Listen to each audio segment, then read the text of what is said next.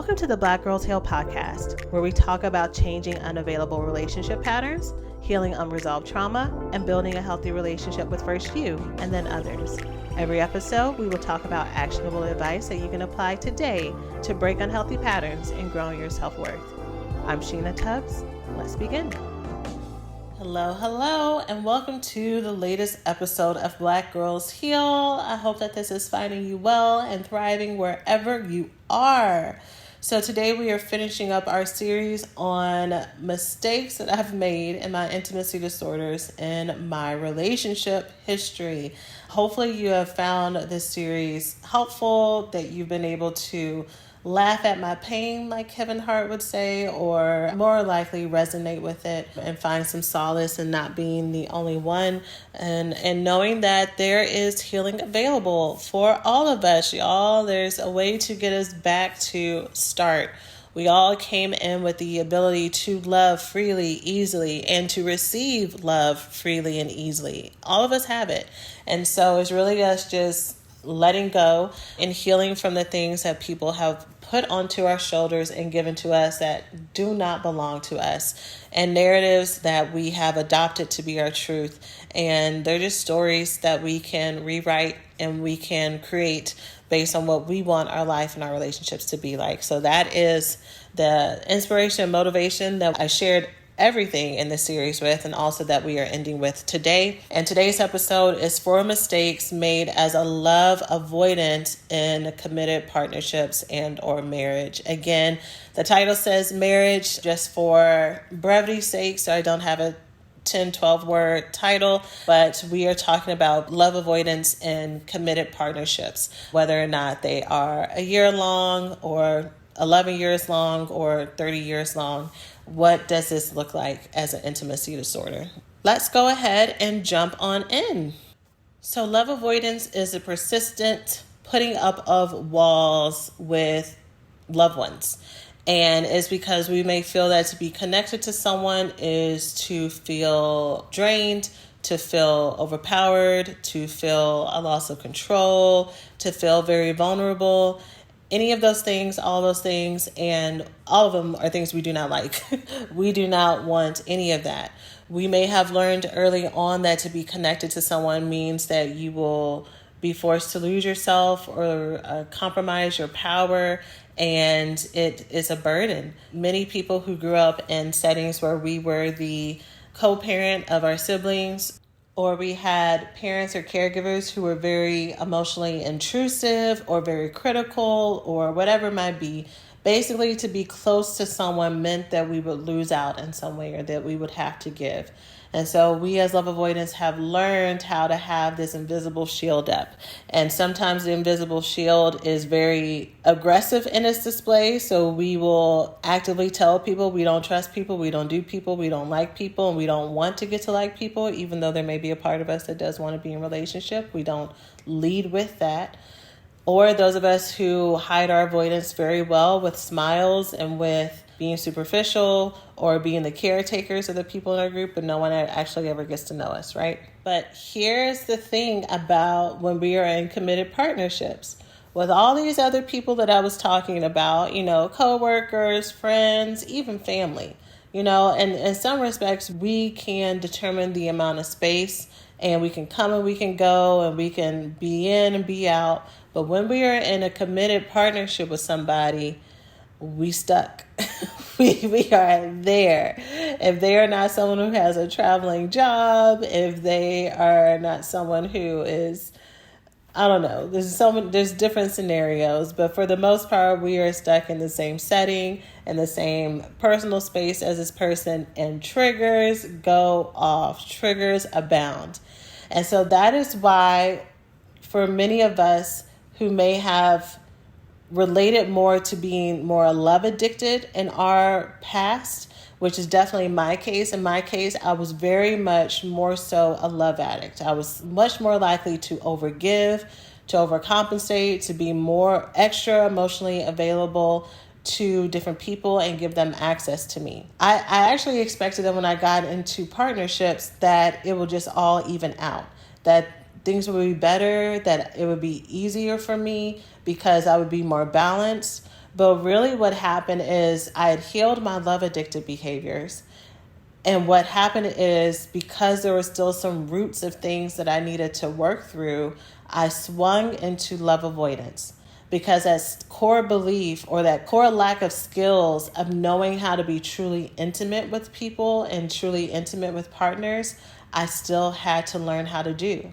It didn't magically turn on just because I met someone who was wonderful. I still had all of that muscle memory inside of me to fight against it, to put space against it. So with my committed partnerships, post recovery, or I guess it includes recovery, but you get what I mean, post the beginning of my healing process, I had to learn, okay, this is where the work begins. This is where I truly have to learn how to give people access and to not run from it. And I've told people this before, and I don't think they believe me until they actually get into it. But for me, going through healing love avoidance in committed partnerships was much more painful than me putting distance with people that I was addicted to. So there were people who, when I was active in my love addiction, that I could not imagine life without them, that I would have full out days that I would not be able to work, that I would be super depressed, that I felt like my insides were going to fall out of my body, like very intense withdrawal symptoms. And that is still, not as painful as being, for me, this is for me, that was still not as painful as the day-to-day learning how to let people into your life and be vulnerable and opening up to them and to feel safe there. Like that was like a slow, torturous thing until I started to get the hang of it, y'all. And so let's go ahead and just jump into this. So because I'm talking about not communicating, or the pain with communicating, I'm going to jump into what's actually the second point on my list, but it's not communicating about feelings. So in the past, when I've been love avoidant in committed partnerships, it will look like me not telling them what I feel. And it had nothing to do, because remember, at these points, I'm healed and I have more awareness of the different relationship types that I've been around and what's dysfunctional and what's unhealthy. So now I'm choosing healthy people to be in relationships with, right? So I'm choosing people who care about my emotions and care about my feelings and, love me and are emotionally available and all that stuff. But I'm still not talking to them. I'm still not telling them what I'm thinking and what I'm feeling. And there's a lot of different reasons for that. There was this pattern that I had of just taking care of myself. For decades of my life, my experience was I just need to focus and worry about me. I just need to get clear on what next steps I want to take and what's going to make me feel happy. And I had majority of these conversations within my own head. And maybe I might share them with people, but I only shared it with people whenever I was done thinking about it and implementing it. So the thought of actually, telling people about what I was thinking and what I was feeling, it was just foreign. It wasn't even intentionally avoided. It was literally, didn't even know that it was a thing. I had no idea when I wasn't communicating until actually I started to listen to partners tell me that. And before, so obviously partners would tell me that I didn't really talk about myself, but I didn't care. And when I was in my unhealed state, in my love avoidance, when people would tell me that, and this includes friendships and otherwise too, I would kind of take it as a joke or, just think that they were asking me for something that was unrealistic versus normal, healthy relationships communicate. They talk about what they need. They share their days with each other. So that's just day-to-day stuff. Not talking about my feelings also showed up as talking about my emotions. And so, when you're love avoidant and you don't really have a lot of practice talking with people about any people, not just romantic partnerships, but family or friends, for a variety of reasons about what you're thinking and what you're feeling, you still have to figure out the root cause of why you feel that way. You still have to find some resolution. And just because you're not talking about it with them, you're really good at figuring out, or you think you're really good. You're really good at having these conversations in your head to process what just happened and what you're feeling. And so I would have different things that would happen, or I would have triggers, or I would have needs, or I would have questions.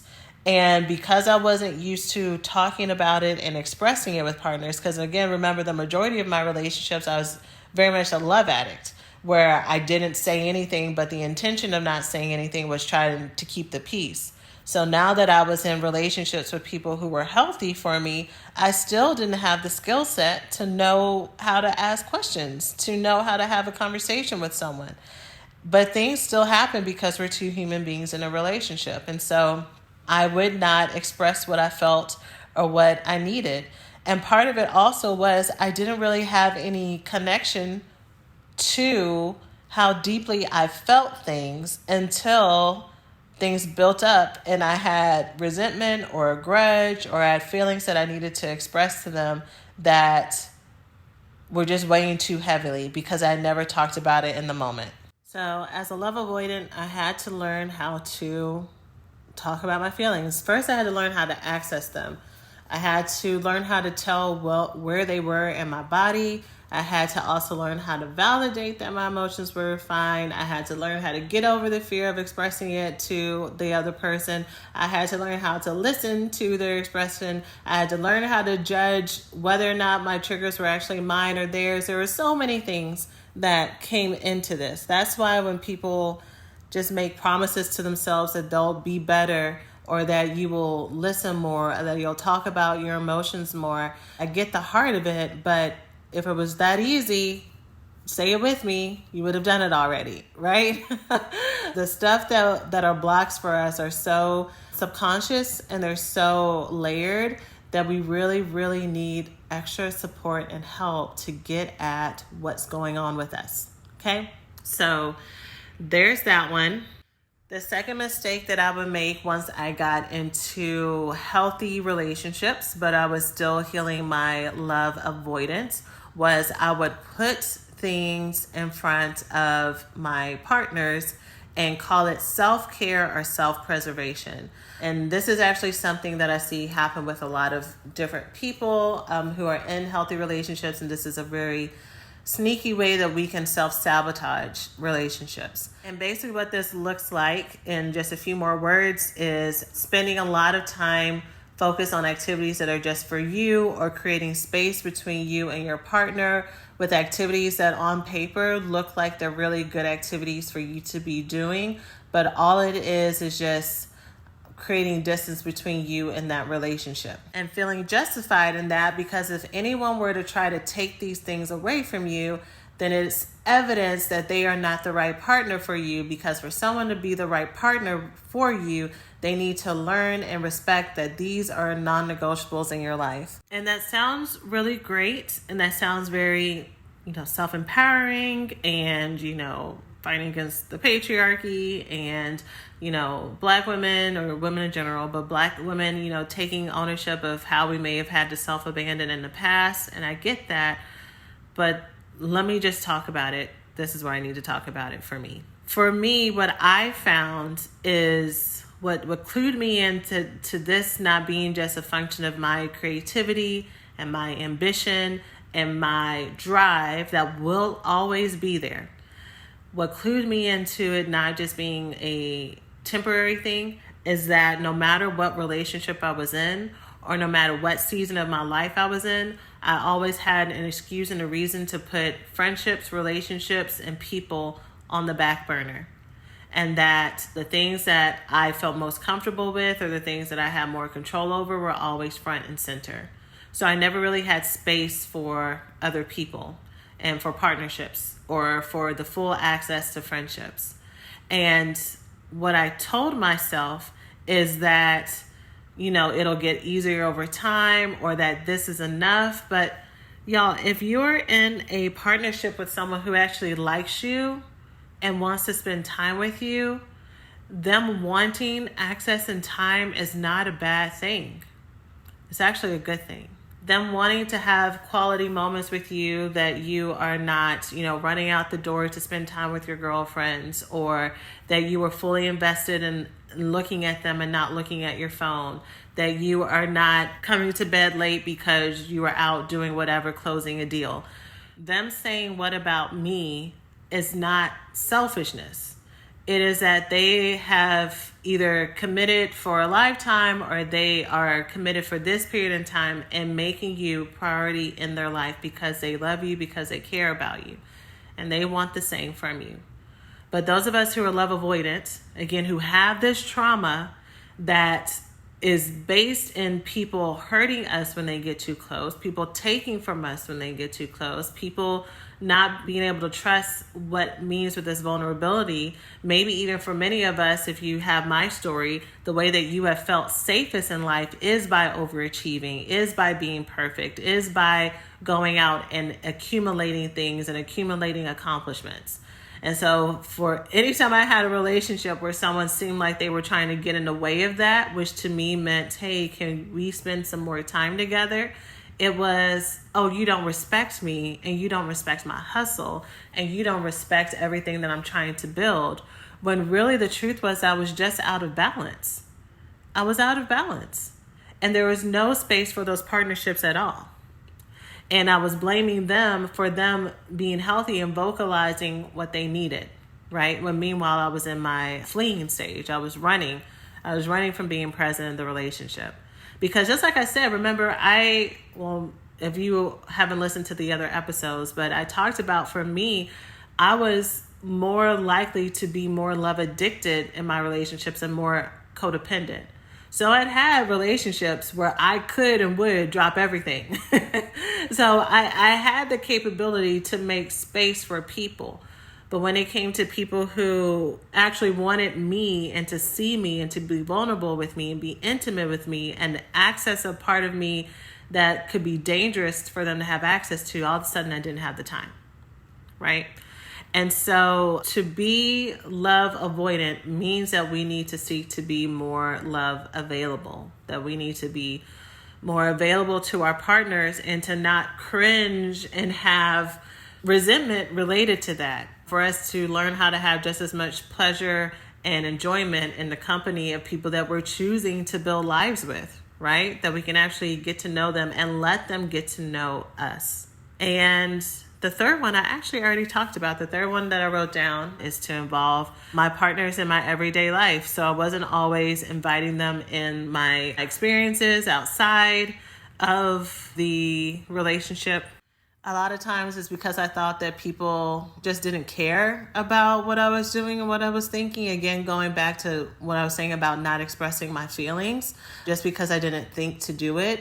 I was just so used to, in my trauma past and my upbringing past, that people really didn't care what my everyday life looked like and what my interests were, just the interests that they also liked, just the things that brought them pleasure. So those were the things that I would talk about and engage with. But as far as sharing intimately what was going on with me, I just didn't do it. And so that was also a skill that I had to learn in partnerships. So that is it for today's episode. I hope that you found it helpful. I hope that they're shorter. These episodes have been shorter than they typically have been in the past. So I hope that you have found them enjoyable to you and enlightening, and that the ones that you needed resonated with you. And if not, I hope that you share them with people that they needed to be shared with.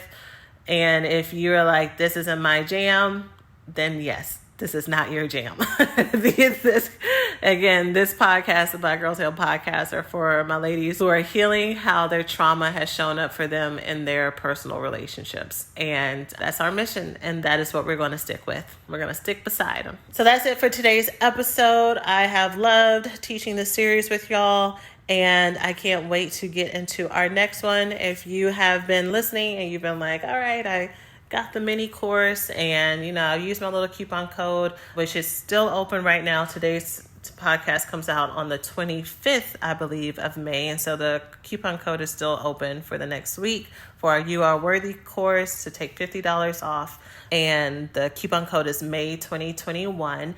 And we're talking about all the sources of feeling unworthy. And you are able to have a self-paced experience for as long as you need to learn about some of the root issues of this, where it comes from, and how to journal through it, how to treat yourself with more self-compassion and self-acceptance. And it's just a smaller course for you to do in your own time. But if you've already had access to that and you're like, I want more and I want to know more about how to overcome these mistakes that you have been talking about in your experience and be able to get some more tea on what you've actually done and get access to the tools that you have used to help yourself and also help your students, you can apply to work with me in our Recovery School group coaching program. You can learn about that by going to blackgirlsheal.org/recovery school, and you can apply and tell me what it is that you're wanting to work on. And if it is something that I feel is in alignment with something that I can help you with, I will invite you to a call for us to talk about you coming on board. So that's it for this episode. I hope y'all have a wonderful week, and I will see you in the next one. Take care. Hey, so thanks for listening to today's podcast. If you enjoy what you learned today, it doesn't have to stop here. Check out the Black Girls Heal website at blackgirlsheal.org for more resources to help you heal from intimacy disorders like love addiction and love avoidance. The best time to start or restart your healing journey is now. You can grab a free copy of our 5-step roadmap to heal love addiction, love avoidance, and love deprivation by going to blackgirlsheal.org/roadmap. And if you're on social media, feel free to follow us at Black Girls Heal on Instagram and Facebook.